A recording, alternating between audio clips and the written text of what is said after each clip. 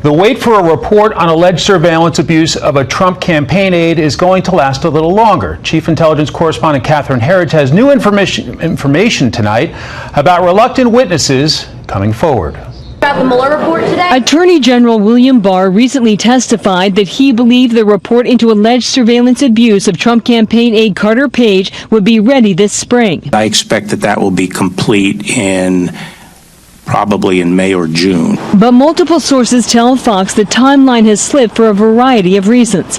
Justice Department Inspector General Michael E. Horowitz recently became aware of new evidence about a senior State Department official's contact in mid-October 2016 with former British spy and anti-Trump dossier author Christopher Steele. The Steele timeline matters because days before the presidential election, the FBI and Justice Department used Steele's unverified research, paid for by Democrats, as part of their case to secure the Page surveillance warrant from the National Security or FISA court. Sources familiar with the matter said some key witnesses Horowitz wanted to talk to early in the case agreed at the 11th hour.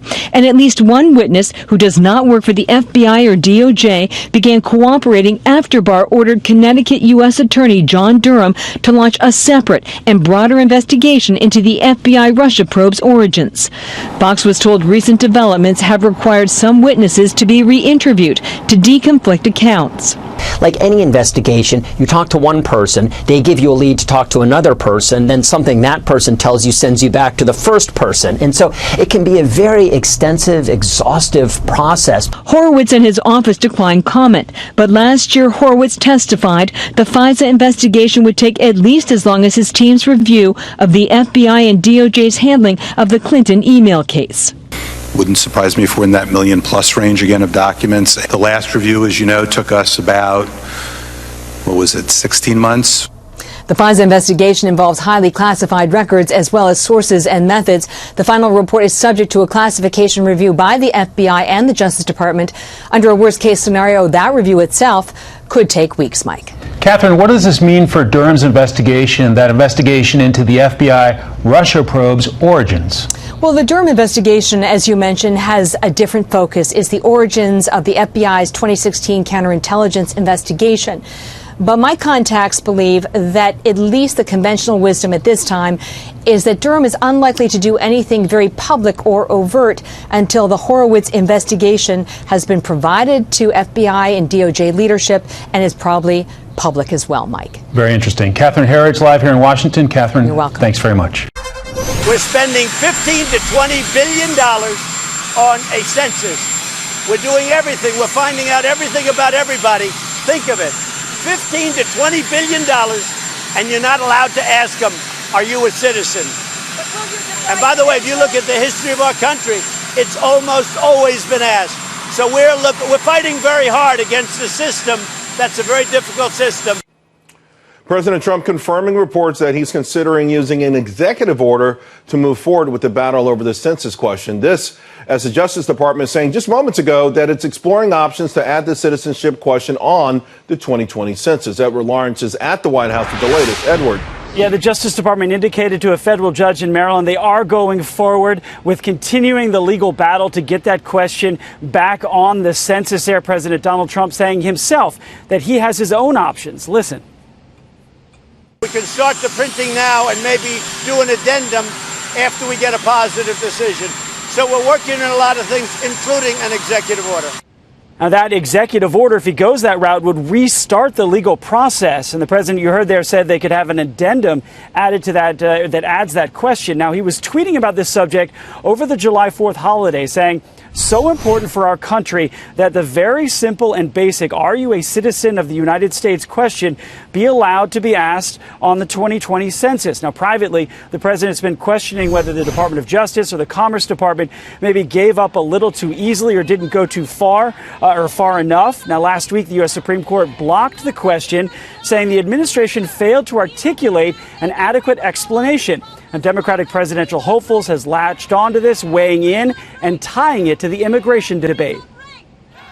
Right here in the heartland, communities that might not have had a chance otherwise are growing because of immigration. This is a time when we should be as welcoming as possible, and for so many people who lack a pathway to citizenship, we've got to fix that. The citizenship question is motivated by racial and partisan reasons. It has no business in something that's supposed to be neutral.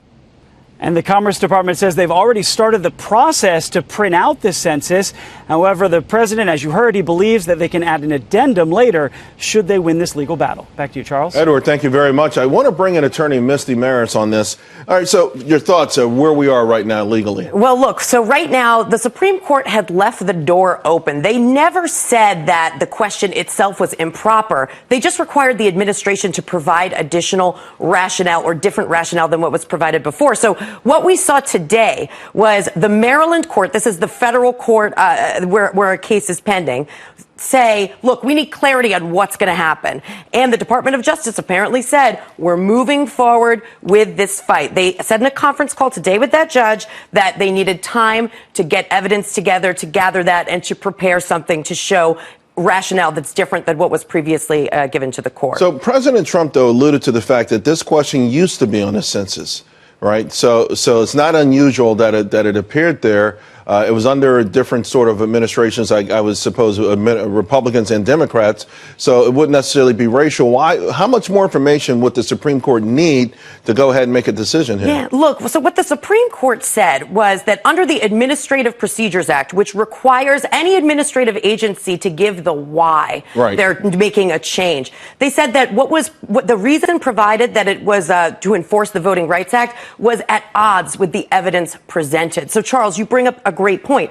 It's not about whether or not the question itself poses a constitutional concern. It was about what the evidence showed as for the reasoning. So they're going to have to show a different reasoning. And that doesn't necessarily mean that it can't be based in the Voters' Rights Act or something of the like. Again, there's been no indication that this is to identify non-citizens. This is about identifying voters. It's just going to be the way that it's presented and articulated and backed up by evidence. Is this an unusual ruling, though, that for the Supreme Court to come up with that? From what I've read from some legal scholars saying that their rationale for sending this back is nonsensical because it shouldn't even be part of the questioning. It's interesting that you bring that up because in the partial dissents that were written by other conservative judges, they said, look, you're basically saying that this we can't move forward with this question because you're not really buying the explanation, not necessarily on the legal basis for including the question. So, yes, it was unusual. And I think that we're going to see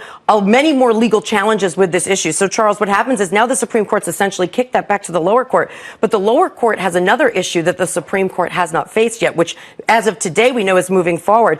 And that's an argument that's going to be presented in Maryland, in this Maryland federal court, that there was a discriminatory animus. And that's why the administration was seeking to put this forward. So that's a different legal question. So really, it's being up against a timeline to get this census out. My producer's going to get angry, and I got to wrap it. I got to ask you, because many people are wondering, is this the Chief Justice Roberts that conservatives thought they were getting when he was nominated for the job? I think the backlash here is that they did not expect this, that he's the new swing judge, and we don't know which way he's going to go on some of these issues. Wow. Misty, thank you very much. Appreciate it. Thank you, Charles.